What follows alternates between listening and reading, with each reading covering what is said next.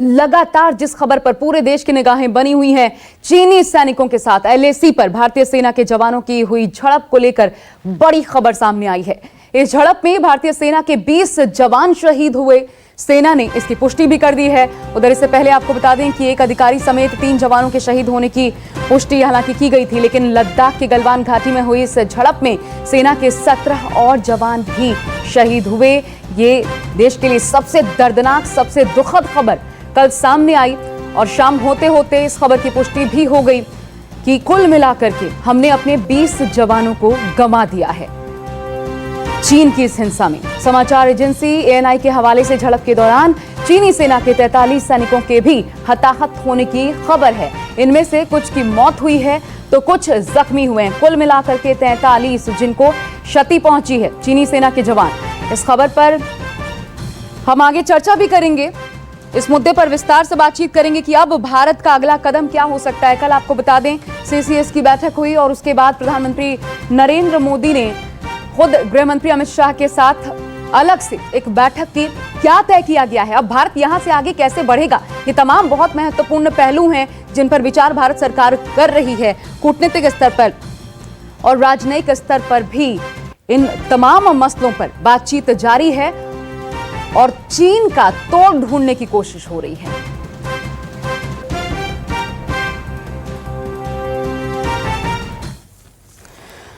और हमारे साथ इस पर बातचीत करने के लिए 2 खास मेहमान इस वक्त जुड़ गए। आपको बता दूं रिटायर्ड कर्नल US राठौड़ साहब और रिटायर्ड कर्नल तेज टिक्कू। बहुत बहुत स्वागत है सर आप दोनों का। सबसे पहले सर आपके पास आना चाहूंगी मैं, राठौड़ साहब, अब भारत की हालिया पोजीशन कल से लेकर के अभी तक जो खबर सामने आई है उसके बाद आप क्या देख रहे हैं? हालिया पोजीशन जो आई है इतने दुखद और समाचार के बाद भारत ने अभी अपनी पोस्चरिंग एग्रेसिव और असर्टिव करनी चाहिए। और जो भारत का डिमांड था कि सारे चाइनीज ट्रुप्स पीछे जाएं, जो उन्होंने रेखा तय की थी लेफ्टिनेंट जनरल लेवल मीटिंग में, उसे पूरा किया जाए। बीच में अब चाइनीज ट्रुप्स का प्रेजेंस हमें स्वीकार नहीं होना चाहिए। ये बहुत बड़ा सेटबैक है। एक झड़प में 20 जवानों की शहादत, हम जानते हैं इससे हमारे मनोबल पे थोड़ा असर पड़ा है, लेकिन भारत की सेना इससे कहीं मजबूत है। अब भारतीय सेना ने अपने असर्टिवनेस को दिखाते हुए जहां पर वो हैं वहां से चीनी सैनिकों को पीछे जाने के लिए डिप्लोमेटिक, मिलिट्री या जो भी रास्ता है उस रास्ते को और उस चीज को इस्तेमाल करते हुए उन्हें पीछे धकेलना ही पड़ेगा। पूरे देश में एक उबाल है कर्नल टिक्कू, पूरे देश में उबाल है। अहमदाबाद से लेकर के कानपुर तक हमने देखा प्रदर्शन हुए और उधर चीन लगातार छुपा रहा है। हम अभी भी ये बता रहे हैं, हमारी तरफ से स्पष्ट जानकारी सामने आ गई कि हमने अपने 20 जवानों को खोया है, लेकिन चीन अभी भी जानकारी छुपा रहा है। 43, लेकिन कितनी मौतें हुई, कितने इंजर्ड हैं, इस बारे में कोई जानकारी नहीं। ये जो पूरा परिदृश्य है ये चीन की किस चाल को बताता है?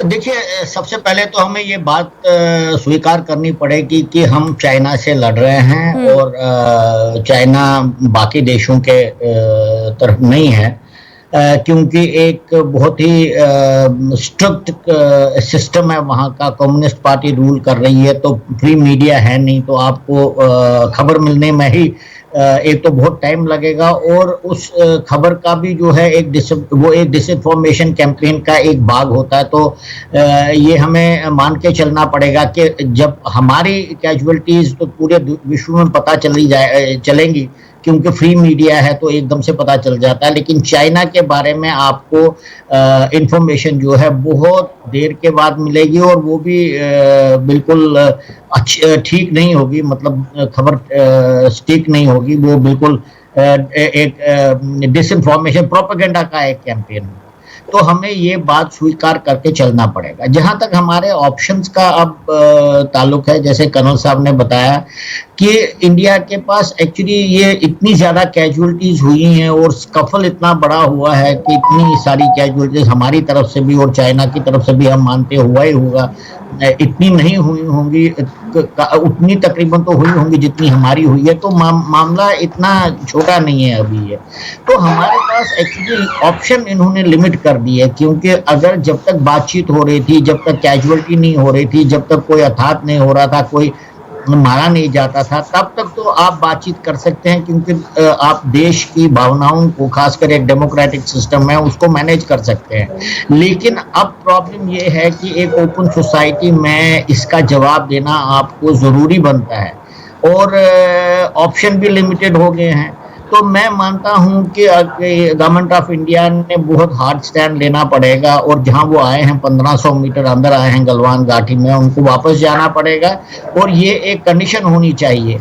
हाँ, ये जरूर है कि हो सकता है चाइनीज ना माने और ये ऐसे स्कमिश एक आदि और हो जाएगा, तो मैं इस बात से बिल्कुल स्वीकार करता हूं कि इससे एक कन्फ्लिक्ट भी हो सकता है और दोनों न्यूक्लियर देश हैं, कन्फ्लिक्ट हो सकता है, लोकलाइज भी नहीं हो सकता, क्योंकि आपने एक बार कन्फ्लिक्ट शुरू किया तो वो किस डायरेक्शन में जाएगा वो तो बाद में पता चल जाता है, उसमें तो छोटी सी बातें भी एक बहुत बड़ी बात बन जाती है।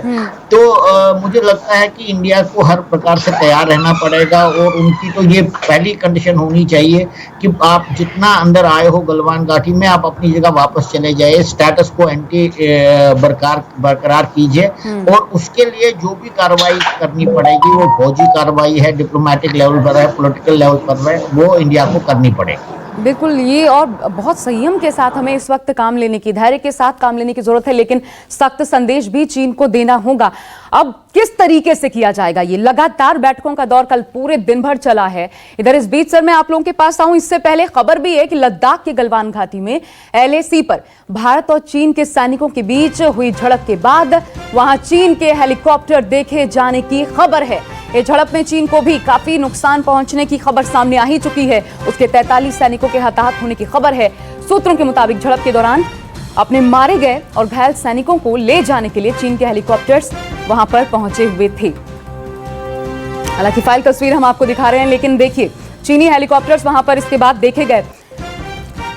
राठौड़ साहब, ये बताइए, ऐसी किसी घटना के बाद ये तो सीधा सीधा चीन की तरफ से छुरा भोंकना था, एक हिंसा हुई, उसका नतीजा ये रहा, लेकिन तरीका क्या होता है? क्योंकि चीनी हेलीकॉप्टर्स देखे गए, हमें इस बात की जानकारी नहीं थी, जबकि चीन कल सुबह 7:30 बजे से ही बातचीत शुरू हो गई थी, पहले से ही पहल कर रहा था। तो क्या एक बार फिर चीन ने यहां पर धमक दिखाने की कोशिश की है, बिना बताए अपने हेलीकॉप्टर्स के भेजना? देखिए, ये जो वारदात हुई है, जो घटना हुई थी, वो रात में हुई थी और अपुष्ट समाचार ये भी कहते हैं कि कुछ जवानों की डेथ ऊंचाई से गिरने से और पानी में गिर के रात भर पड़े रहने से भी कुछ लोगों की डेथ हुई है। यही हाल चीन की तरफ भी बताया जाता है। तो मेरे ख्याल से सुबह होने के बाद उन्होंने अपने हेलीकॉप्टर उड़ाए होंगे और कैजुअलिटी उन्होंने भी अपनी इवैक्यूएट की होंगी। लेकिन आप सही कह रही हैं कि मान्य LAC, जहां पर दोनों फौजें, जवान और उनकी आर्मीज लगी हुई हैं, इतने नजदीक तक हेलीकॉप्टर बिना किसी सूचना के लेके आना भी एक प्रोवोकेशन का कारण बन सकता है और ये चीज चीन को समझनी चाहिए, क्योंकि अगर इस तरीके से हेलीकॉप्टर या एयर स्पेस वायलेशन वहां होगा तो ये चीज, जैसे कि कर्नल टिक्कू बता रहे थे, फ्लेयर अप हो सकती है, कॉन्फ्लिक्ट का स्कोप बढ़ सकता है।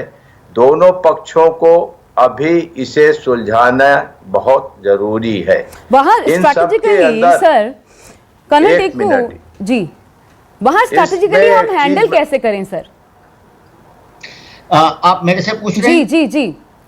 देखिए, ग्राउंड पर जो है एक्चुअल, हम तो यहाँ पर बहुत दूर है उस स्थिति से जहाँ ये एक्चुअल लाइव कार्रवाई हो रही है। तो कई सारे प्लान्स होते हैं, हर लेवल पर प्लान्स बने होते हैं और ये बिल्कुल एक मिलिट्री मामला है, टैक्टिकल मामला है। लोअर लेवल से लेकर कम से कम बटालियन, ब्रिगेड और डिविजनल लेवल तक इसमें सब लोग इन्वॉल्व होते हैं। तो उन्होंने अपने अपने प्लान्स बनाए होंगे कि किस प्रकार से हमें इस कार्रवाई को आगे बढ़ाना है। सबसे पहली बात तो ये है कि जिस यूनिट की ये क्षति हुई है उसका मोराल ऊंचा करने के लिए कमांडिंग ऑफिसर को एकदम से भेज भी चला भी गया होगा, मेरे ख्याल से वो कल ही चला गया होगा। और उस यूनिट को पहले उसका मनोबल है उसको ऊंचा करना वो सबसे ज्यादा जरूरी है। और फिर उसी यूनिट को मौका मिलना चाहिए कि ये जो क्षति हुई है उनकी उसका बदला लेने के लिए। तो मैं मानता हूं कि ये स्थिति बहुत गंभीर है और ये फ्लेयर अप हो सकता है और होगा भी, क्योंकि ऑप्शन ही बंद कर दिया चाइना ने हमारे लिए। आप बातचीत से क्या, या तो वो बोले दुनिया भर में आकर के हमारे 43 आदमी कैजुअलिटीज हुए हैं तो देश में थोड़ा शांति हो जाएगी कि भाई चलो हमारी कैजुअलिटी तो हुई लेकिन उनकी भी कैजुअलिटीज काफी ज्यादा हुई हैं, तो कुछ हद तक तो ये बातचीत आगे बढ़ सकती है। लेकिन अगर चाइना एक्सेप्ट ही नहीं करता उनका कोई मर गया और वो दुनिया को ये बताया जाएगा कि उन्होंने भारत के ऊपर क्षति काफी पहुंचाई है क्योंकि भारत ने तो एक्सेप्ट किया कि हमारे 20 जवान शहीद हो गए, तो ऐसे ये एसिमेट्रिक जो बैलेंस बना हुआ है वहां पर, जो एक साइड की तरह पलटा भारी हो रहा है, तो उसको इंडिया एक्सेप्ट नहीं कर सकता। और आई एम अफ्रेड ये तो मिलिट्री कॉन्फ्लिक्ट में ही तब्दील हो जाएगा। हाँ, चाइना के पास मौका है कि वो दुनिया भर में आकर बोले कि असली में हुआ क्या और उनकी कैजुअलिटीज कितनी हुई, एक्सेप्ट करे वो। और ग्लोबल टाइम में ही आए, चलो कम्युनिस्ट पार्टी नहीं बोलती, उनका मिनिस्ट्री ऑफ एक्सटर्नल अफेयर्स नहीं बोलती, कम से कम उनका माउथ पीस जो है ग्लोबल टाइम उसमें ही छपा दे, तो कुछ हद तक तो इसको बातचीत से दोबारा हल किया जा सकता है। लेकिन आज की जो स्थिति है, अभी की जो स्थिति है वो ये है कि इंडिया के पास बहुत लिमिटेड ऑप्शन है और चाइनीज जो सोल्जर्स अंदर आए हैं और जिन्होंने हमें नुकसान पहुंचाया है, इसी यूनिट को मौका मिलना चाहिए कि वो अपना बदला ले। बिल्कुल लिमिटेड ऑप्शंस हैं, इन्हीं ऑप्शंस को लेकर के कल लगातार दिन भर बातचीत हुई है। सीसीएस की बैठक हुई, उसके बाद प्रधानमंत्री नरेंद्र मोदी ने खुद गृह मंत्री अमित शाह के साथ एक अकेले में बैठक की। क्या प्रारूप तैयार किया गया है, आगे कदम भारत कैसे बढ़ाएगा, डिप्लोमेटिक स्तर पर, कूटनीतिक स्तर पर हम क्या प्रयास करने जा रहे हैं, देखना होगा। जब ऑप्शंस हमारे पास कम है और ऐसा लग रहा है कि चाइना जो है वो यही चाहता है कि मसला यहां से और आगे बढ़े। अभी तक जो पहल चाइना की तरफ से देखने को मिली है या जो भी तरीके आजमाए गए हैं वो कम से कम यही बता रहे हैं कि हम जरूर चाहते हैं डीएस्केलेशन, लेकिन चाइनीज ऐसा नहीं चाहते। चीन भारत बॉर्डर झड़प को लेकर भारत सरकार ने अपने बयान में भी ये कहा है कि चीन ने यथास्थिति को तोड़ने की कोशिश की। विदेश मंत्रालय की तरफ से कहा गया कि सीमा पर यथास्थिति तोड़ने की कोशिश पर झड़प हुई और साथ ही ये भी कहा गया कि सैन्य और राजनयिक कोशिशों के जरिए यह मामला सुलझेगा। सरकार ने यह भी साफ किया है कि जो भी कार्रवाई हुई भारतीय क्षेत्र में हुई। सबसे बड़ी बात ये देखिए, जो भी घटना हुई वो भारतीय क्षेत्र में हुई, हमारे क्षेत्र में आकर के, और यहां पर पीठ में छुरा भोंकने का काम चीन ने किया, जिसके साथ हम रिश्ते सामान्य बनाने की कोशिश कर रहे थे। विदेश मंत्रालय ने बॉर्डर पर शांति को बेहद जरूरी बताया है और कहा है कि बातचीत से ही मामले को सुलझाया जाएगा। लेकिन ये साफ साफ कहा गया है कि भारत सीमा की सुरक्षा को लेकर प्रतिबद्ध है और हम अपनी अखंडता को लेकर कोई समझौता नहीं करेंगे। मेरे साथ मनीष कुमार मेरे सहयोगी जुड़ गए हैं लेटेस्ट अपडेट के लिए, सीधा उनका रुख करते हैं। मनीष, कल लगातार मैराथन बैठक, उसके बाद प्रधानमंत्री की बैठक हुई गृह मंत्री अमित शाह के साथ, लेटेस्ट अपडेट क्या आ रहा है भारत की तरफ से? देखिए अच्छा, लेटेस्ट अपडेट तो ये है कि रात में आपको पता है कि आधिकारिक बयान जो है सेना की तरफ से जारी किया गया, जिसमें ये कहा गया कि हमारे 20 जवान जो है वो शहीद हो गए हैं, 17 घायल हो गए थे, गंभीर रूप से घायल हो गए थे। और उसके बाद जो कि ठंड जो थी वहाँ पे 0 से नीचे वहाँ का तापमान था और जिसको वो झेल नहीं सके, इस कारण उनकी मौत हो गई और वो हमारे जवान शहीद हो गए। जाहिर तौर पर क्योंकि कल देर की घटना है और देर तक जो है कल रात सीसीएस की बैठक हुई थी, कैबिनेट कमेटी ऑन सिक्योरिटी, प्रधानमंत्री की अध्यक्षता में बैठक हुई थी, जिसमें अमित शाह, गृह मंत्री राजनाथ सिंह भी थे, वहाँ पे वित्त मंत्री निर्मला सीतारमण भी थी और आर्मी चीफ ने भी वहाँ पे जाकर सारा अपडेट दिया। विपिन रावत भी ने भी प्रधानमंत्री से मुलाकात की थी सीडीएस। तो जाहिर तौर पर इन तमाम बैठकों के बाद जो है सरकार की तरफ से कोई आधिकारिक बयान नहीं आया। लेकिन आपको पता है कि हमारे जो उच्चायुक्त है उन्होंने भी वहां के जो उप विदेश मंत्री उनसे मुलाकात की थी और साफ तौर पे जिस तरीके से तनाव को कम किया जाए इस डिप्लोमेटिक चैनल्स के जरिए लगातार बातचीत जो संवाद वो जारी रहा है। इसके साथ ही साथ सेना, आपको पता है कि कल रात में सेना ने जो बयान जारी किया उसमें साफ तौर पे कहा गया कि अब वहां पे झड़प नहीं हो रही है, वहां पे वो स्थिति अब नहीं है। दोनों जो है सैनिक दोनों देश के अपने अपनी जगह से पीछे थोड़े हटे हैं, तो जाहिर तौर पर सामान्य बनाने की कोशिश की जा रही है और सामान्य तो संवाद के जरिए ही आशा हो सकता है और जिसकी प्रयास जो है दोनों देशों की तरफ से किया जा रहा है। ऐसा नहीं है कि चीन बैकफुट पे नहीं है, चीन देखिए स्वीकार नहीं कर रहा अब उसके कितने सैनिक हताहत हुए हैं, तो कहीं ना कहीं ये उसमें ये बैकफुट पे है वो भी नजर आ रहा है। तो कहीं ना कहीं आज डेवलपमेंट पता चलेगा आशा, आज भी बैठकों का दौर जारी रहेगा और सरकार पे भी दबाव है, यहाँ पे भी आखिरकार 20 जवान हमारे शहीद हुए। एक छोटी सी जानकारी मनीष ये भी दे दीजिए, हमने 20 जवान तो गंवाए, इंजर्ड जवानों को लेकर के क्या जानकारी है? अपना सवाल दोहराइएगा आशा। क्या हमारे जवान इंजर्ड भी हुए हैं जो वहां से वापस लौट पाए?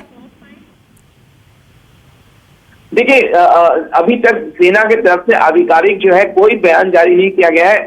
ये कहा गया, आपको पता है कि पहले कर्नल और 2 जवान हमारे शहीद हुए थे। रात को आधिकारिक बयान आया जिसमें साफ तौर पे कहा गया कि 17 जवान थे जो कि घायल हुए थे और अब उनकी मृत्यु हो गई है, वो शहीद हो गए हैं। तो जाहिर तौर पर 20 कुल जवान जो है अभी तक आधिकारिक तौर पर सेना ने कहा है कि हमारे जवान जो है वो शहीद हुए और कोई ज्यादा संख्या नहीं बताई गई है। जाहिर तौर पर आज का समय भी बहुत महत्वपूर्ण है। आज का समय ही बेहद महत्वपूर्ण है क्योंकि आज क्या डेवलपमेंट्स होते हैं, किस तरीके से अब आगे भारत का रुख रहता है ये देखना होगा और चीन को अपनी औकात भी दिखानी होगी कि बस यहीं तक हद है, अब यहां से आपको पीछे जाना होगा, हमारी टेरिटरी है, इसमें हम दखल बर्दाश्त नहीं करेंगे।